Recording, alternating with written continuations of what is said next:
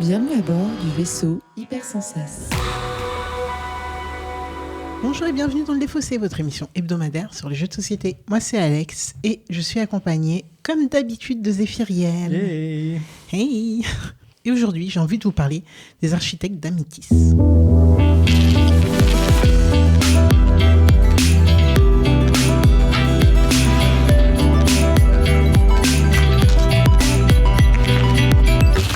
Qu'est-ce qui va se passer dans cette émission ? C'est une émission qui va durer environ 20 minutes, dans laquelle, dans 3 parties, on va vous parler des architectes d'Amitis. Première partie, je vais expliquer les règles à Zéphiriel, qui les connaît déjà, parce qu'il y a déjà joué.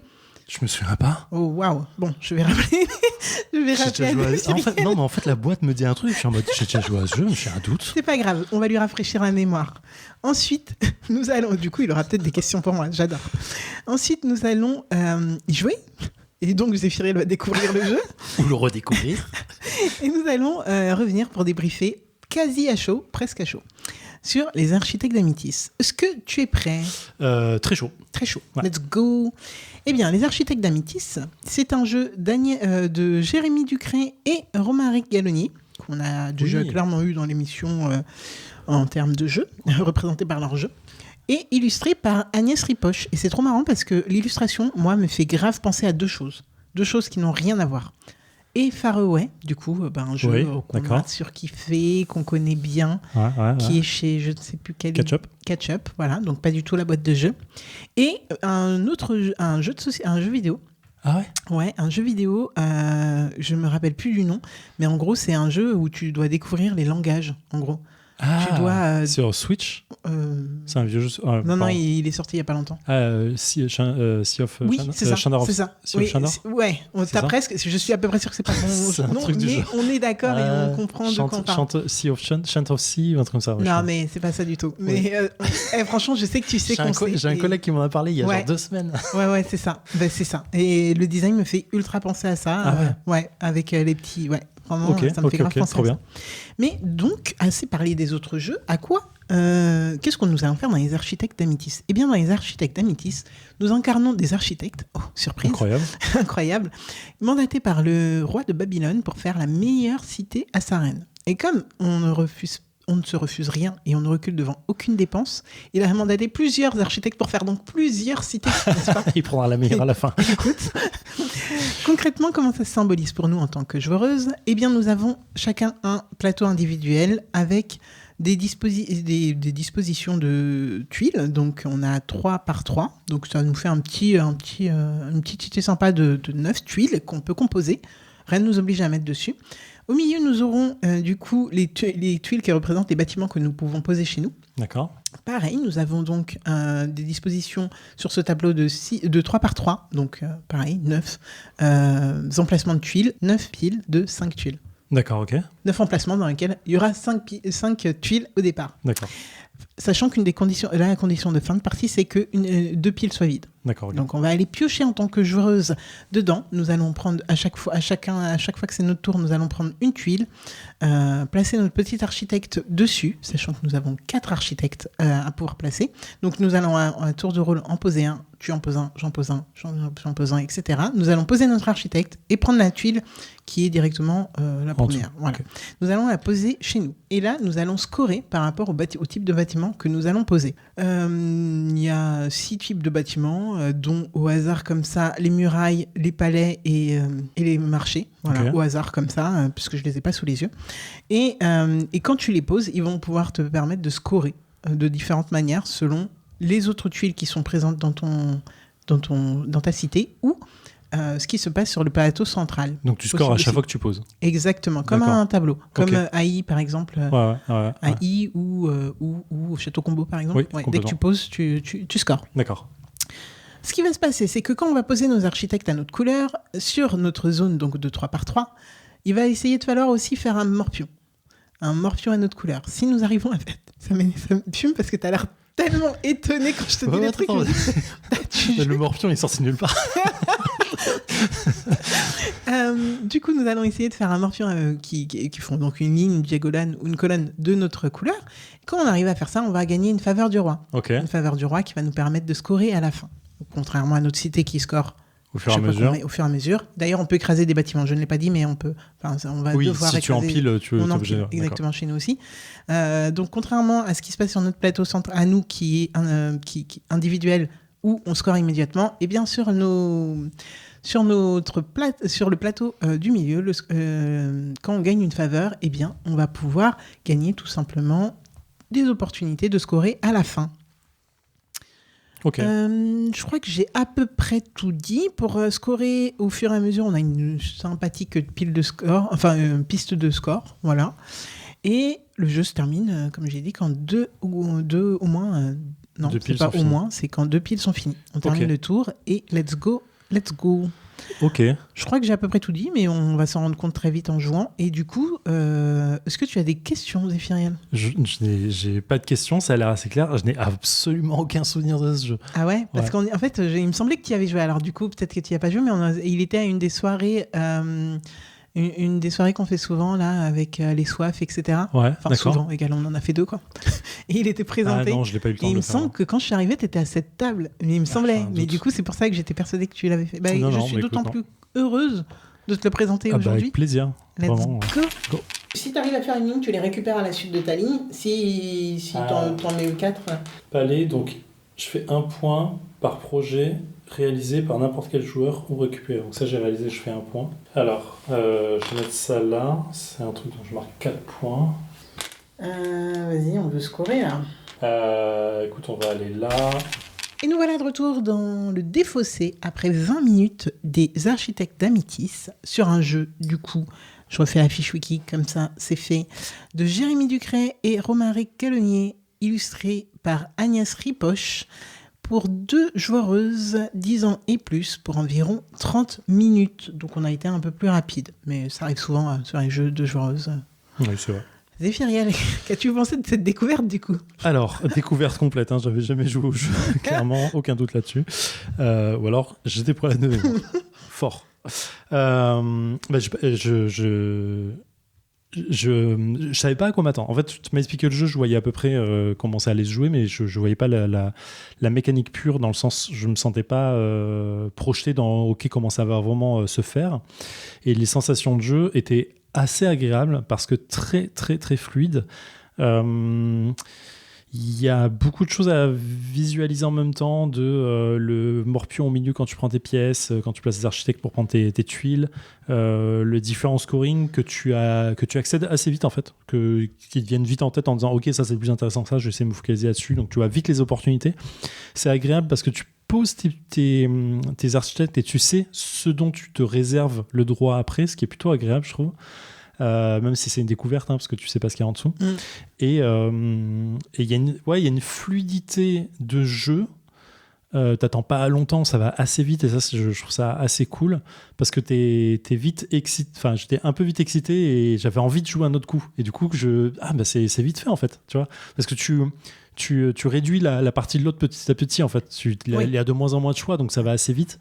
Et j'arrivais pas à me focaliser en même temps sur les formes à faire. Ça me stressait de dire j'arrive pas à le faire parce que c'est trop intéressant de faire des points comme ça. Alors ouais, les formes dont parle Zéphiriel, c'est un truc que j'ai complètement oublié dans la première partie, mais en plus du morpion, en plus du dépôt de tuiles, vous avez, et en plus des faveurs du roi à gagner, vous avez aussi bien sûr une harmonie à avoir dans vos bâtiments.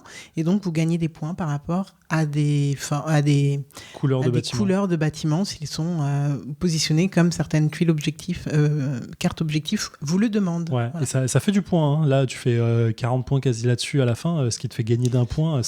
On n'a pas eu les bons. D'habitude, c'est eu plus. Ah vraiment, ouais d'habitude, je reviendrai dessus, mais d'habitude, je me focus dessus. Et là, ouais, c'était super agréable. En vrai, j'ai passé une cool partie, c'était super agréable. La sensation de jeu est tellement fluide que c'est assez retors de putain, tu calcules, t'as des micro-calculs quand même que tu peux faire, que là j'ai pas voulu faire dans tous les sens parce que je voulais me laisser porter par la fluidité et c'était très très très agréable. Ça paraît complexe quand tu dis il faut checker ça, mais en vrai je sais pas, il y a eu un truc c'est simple, j'ai pas eu. Il n'y a pas tant de choix en fait. Ouais, il n'y a pas eu de 30 choix, c'est pas galère. Quand tu enlèves tes architectes, tu as peu de choix finalement parce que l'autre a déjà posé au 6 et 4. Donc tu as un effet un peu cool là-dessus. Visuellement, c'est très très beau. Ça marche super bien. Je reconnaissais les bâtiments assez rapidement, donc je me posais pas trop la question de ce que je devais prendre ou qu'est-ce que c'était ça déjà. C'est agréable. Je me disais au début, mettre les points à chaque fois, ça va être un peu chiant. Non, c'est passé tout seul, ça va assez vite parce que tu calcules vite les points que tu fais. Il n'y a pas ce truc de attends, tu fais combien? Non, c'est assez rapide, je sais pas comment expliquer ça. Et les faveurs du roi, donc quand tu fais le morpion au milieu, effectivement, là je pense que le premier joueur a un petit avantage facile là-dessus. Ce qui est un peu dommage, mais au final, tu gagnes quand même. Donc je me dis, bon, il y a peut-être un truc de... Parce que du coup, comme je voulais garder l'avantage morpion, en me disant, je vais essayer de me placer le maximum au milieu pour m'ouvrir de plus de possibilités que toi, j'y perds un peu sur les emplacements des missions, en fait. De me dire, du coup, j'ai pas forcément chopé la couleur que je veux tout le temps. Donc je pense que ça a équilibré un tout petit peu les choses. Et le matériel est sympathique, ça marche bien. Là, je suis en train de triturer les petits jetons de bois, de points, donc j'aime beaucoup. Et voilà, qu'est-ce que tu as pensé du jeu? Ta première partie, t'avais kiffé toi déjà direct? Ouais, moi j'avais adoré la première fois, mais j'avais trouvé ça très simpliste. Ouais. Je m'étais demandé si j'étais la cible. Je me suis dit 10 ans plus, ouais, je vois bien ça pour des enfants et tout. Et c'était vraiment le souvenir que j'en avais gardé. Ce qui est marrant, c'est que quand je l'ai expliqué au travail, bien sûr, mon terrain de jeu préféré. Et au taf, en fait, je l'ai expliqué autant à des personnes qui étaient plutôt novices dans le monde du jeu qu'à des personnes qui étaient plutôt à fond dans le monde du jeu. Avec aussi le brouhaha autour. Tu sais, quand tu installes un jeu au taf, il y a souvent des gens qui vont passer, graviter autour, s'interroger, regarder. Et c'est assez marrant parce que la plupart des gens qui n'étaient pas habitués au jeu m'ont dit « Ah ouais, c'est complexe, il y a beaucoup de matos. » Tu vois, et visuellement, il donne cet effet. Même pas. Enfin, je trouve que pas tant, tu vois. Pour un jeu à 2 joueurs, t'as plein de petites choses partout, quoi, tu vois. Tu poses plein de trucs, on prend de la place, quoi. Je trouve qu'il y a un peu de place quand même qui est prise. C'est intéressant. Écoute, dans une vidéo YouTube, j'avais entendu ça peut jouer dans un coin de table au bar et tout. Donc vraiment, c'est énorme parce que ce jeu, j'ai l'impression qu'il n'a pas du tout les mêmes résonances chez les gens. Ouais. Par contre, tout le monde m'a dit ce que tu as dit. C'est-à-dire, ça semble complexe en termes de règles. Parce qu'en fait, dès le début, on dit oui, bon, alors il y a le morpion, il y a le dépôt de tuiles, il y a les faveurs du roi à aller récupérer. Et en plus, tu as des objectifs à faire par rapport à des couleurs. Du coup, c'est pas mal. En plus, quand tu poses des tuiles, tout le monde ne score pas de la même manière, etc. Donc, ça, au début, franchement, je l'expliquais quand je l'expliquais à des personnes qui n'étaient pas joueuses à la base, c'était très waouh, est-ce que je vais y arriver, nan, et tout. Et tout le monde, unanimement, c'est non, mais c'est fluide en fait. Après, tout est fluide.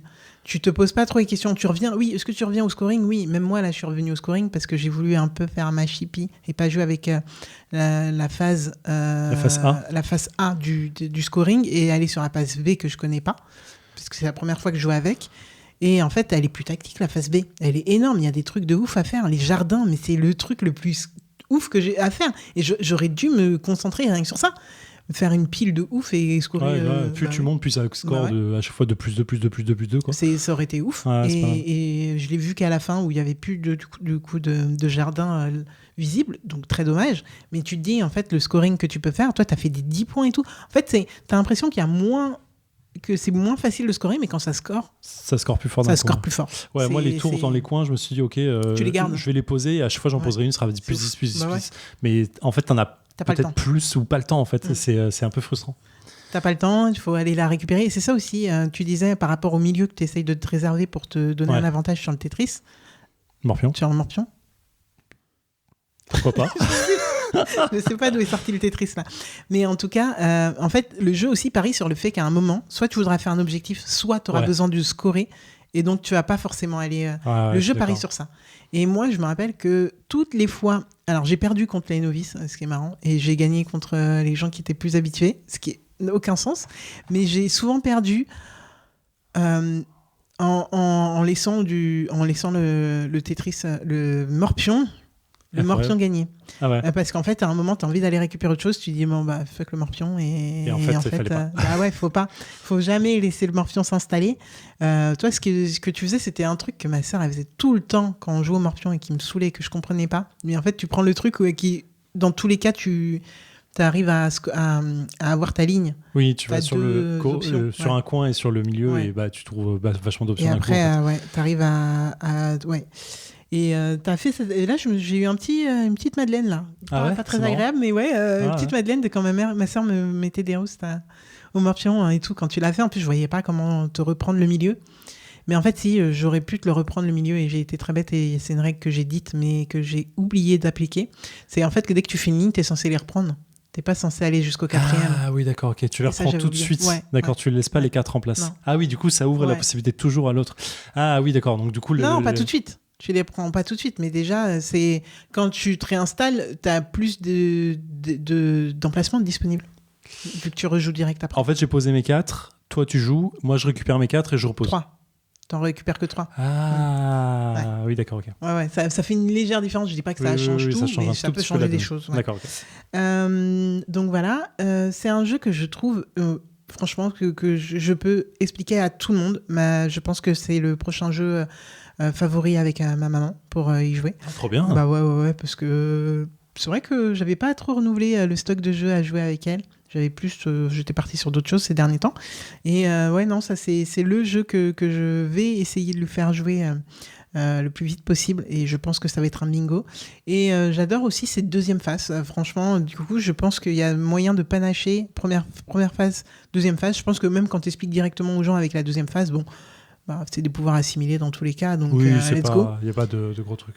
Le seul truc un peu chiant, c'est le palais. Parce que soit tu scores, soit tu prends des objectifs. En plus, là, on n'avait que des objectifs de la loose, mais vraiment impossible à cumuler. Ah, D'habitude, c'est chaud, j'adore faire ça. Ah oui, ça, c'est une couche supplémentaire où tu essayes de cumuler des trucs qui vont te permettre de repartir directement sur autre chose facilement. Boum. Là, on n'avait que des formes avec 5 machins qui n'avaient pas du tout les mêmes couleurs. Enfin, c'était impossible à faire. Mais voilà, les architectes d'Amitis, je trouve que c'est un jeu qui a plusieurs... c'est un oignon qui a vraiment plusieurs épaisseurs et c'est grave sympa à jouer et rejouer. Je pense que j'adore par-dessus tout le présenter à des nouvelles personnes. Les rejouer, là je vais essayer avec ma mère et je pense que ça va marcher, mais si c'est pas ma mère, je sais pas si demain on se revoit et on a que ça dans le sac, je sais pas si on en fait 120 non plus, tu vois. Donc, moi je rejouerais bien, je suis pas sûr de me le procurer, tu vois, mais je refuserais pas une partie.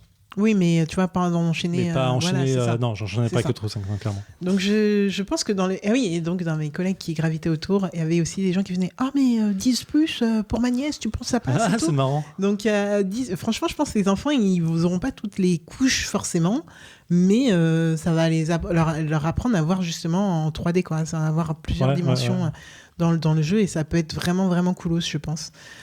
Tester, j'avoue. Il y a 3 pages de règles qui se battent en duel. Franchement, je pense que c'est un truc assez cool à avoir dans sa ludothèque. Donc voilà. Trop bien. Bah, merci pour cette découverte. De rien, ça me fait très plaisir pour le coup. Et encore plus si c'est une découverte, ouais. Je suis persuadée que c'est ouf. Trop bien.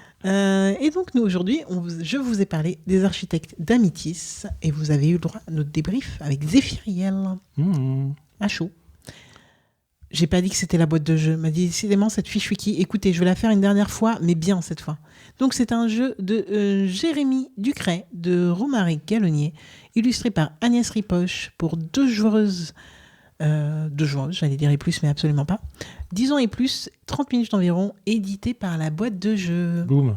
Voilà. Eh ben écoute. On se retrouve la semaine prochaine. Yep. Un autre jeu. Yep. Toi aux commandes. Yep. Ciao. À la semaine pro. Fin de transmission.